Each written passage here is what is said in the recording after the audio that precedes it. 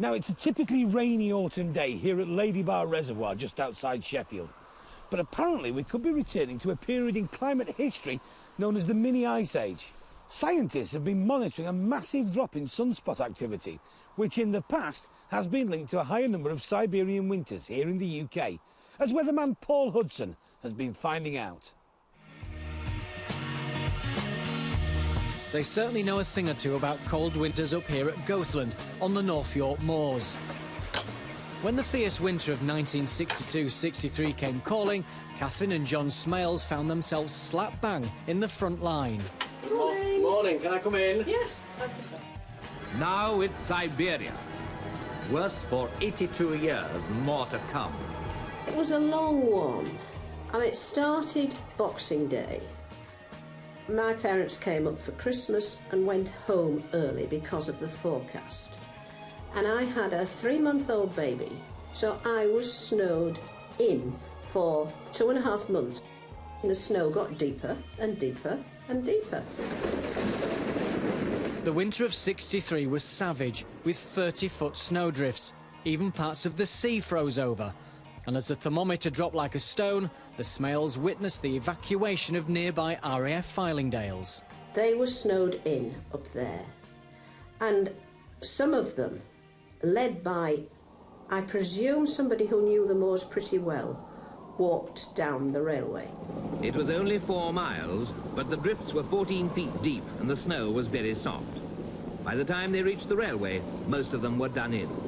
Bless them, they'd walk single file all the way down the moors, onto the railway track, and then down the railway track, and they all came past our house. Well, it's been really interesting hearing their recollections of that severe winter back in '62-63, but what I haven't told them is that those type of winters could come back with a vengeance. We all know how we struggle with periods of severe cold weather. Our last taste of Siberian conditions came in December 2010, and the results were predictable. It was the coldest December since 1890. There was widespread travel disruption and parts of the country ground to a halt. But as severe as it was, it only lasted a matter of weeks. So how would we cope should it last for several months? The idea of prolonged and severe winters isn't based on science fiction.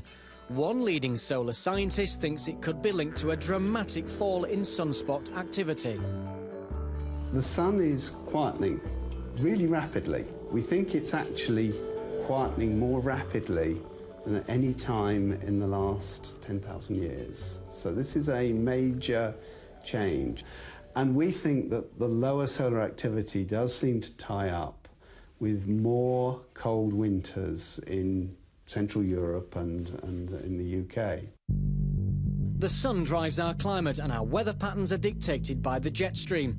And it's becoming increasingly apparent that declining solar activity may make the jet stream weaker, forcing it further south than normal and leaving us more prone to cold air in winter. And if you peel the record books back far enough, there are 2 periods that give us a clue as to what the future may bring. In the last 400 years, there are 2 fascinating periods of UK climate, both of which coincided with weak solar activity. The first, the Maunder Minima, otherwise known as the Mini Ice Age by climatologists, lasted through part of the 1600s into the early 1700s, and more recently in the early 1800s, that was the Solar Dalton Minimum, and both periods coincided with very cold winters and often poor summers. The Maunder Minimum was the more severe of these 2 climate periods. During this time, the Thames famously froze over. But while there were more harsh winters during this period, not every winter was a bad one. Well, you might think that all this talk of Arctic and Siberian winters is just a load of hot air. After all, the past 2 decades have mainly consisted of mild, wet and windy winters. And if anything, the perception has been that flooding is the main risk in winter. So, what about global warming? Well, most scientists believe that long-term global warming hasn't gone away, and any increase in cold winters is likely to be a regionalised event that would hit areas such as northwestern Europe. A drop in winter temperatures could dampen the rising global temperatures, but the effect is likely to be temporary. And it's the position of our islands on the edge of continental Europe that makes us especially vulnerable to change.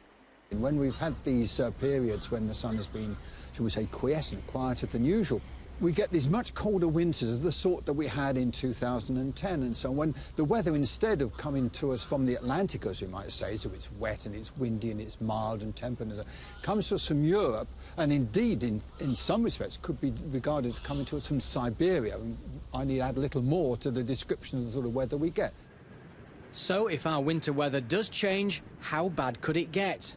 Professor Mike Lockwood, who's been monitoring the drop in sunspot activity, thinks we may well be heading into more severe Maunder minimum territory. You have to say, OK, if we had a Maunder minimum, and I'm estimating that, I used to say about 8%, but I'm beginning to think it's more like 25, 30%. So a much larger chance that we might actually That's get... not an insignificant risk. No, it's not. Is it? It's not.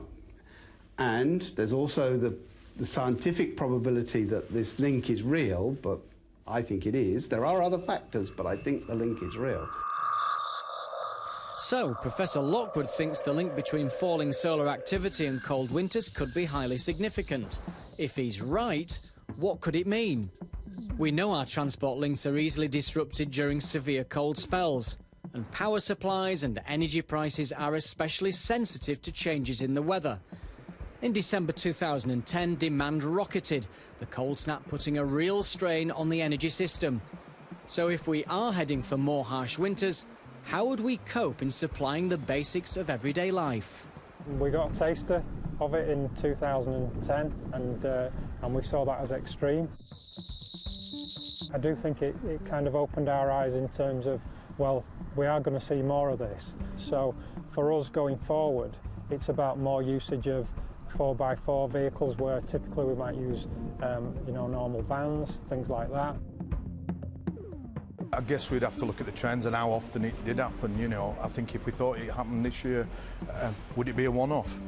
If it happened next year as well, then we would really have to look at it, look at the investment, you know, and then look at purchasing snow tyres and other things that we might need to use to make sure that we can supply the customer. This is definitely vulnerable, yeah, to that type of really long cold spell. The short, sharp one we can cope with. The long, prolonged one that goes on for weeks on end, that starts to get very difficult. The sprout's vulnerable to cold winters because what happens is that the water crystals in the cells freeze, and when they're frozen they're sharp, but if you handle it while it's frozen it actually bursts the cells, and the minute that thaws out that'll just go black and mushy and be no good to anybody. While climate scientists might disagree on what may lie in store, they do agree on one thing, that Britain as it stands isn't ready to cope with extreme winter episodes. And self-evidently the issues are profound here because the winters will be colder, they're quite likely to be longer as well, and heating bills, as we've seen, irrespective of the background policy associated with fuel companies and so on, will just continue to rise, and it will expose weaknesses in fuel policy and the system.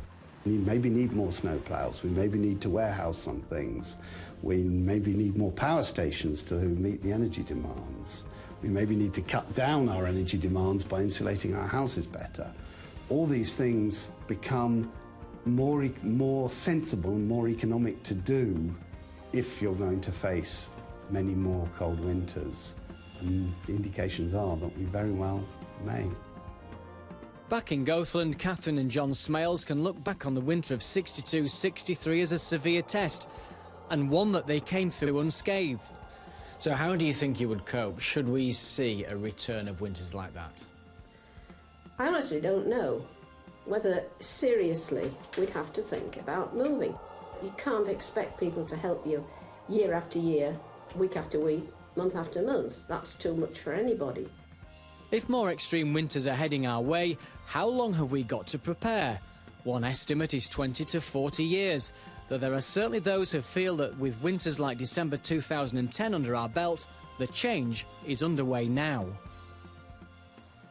And if you've any views on that or want to tell us about a story we should be covering, then please get in touch. You can do so via Facebook or Twitter.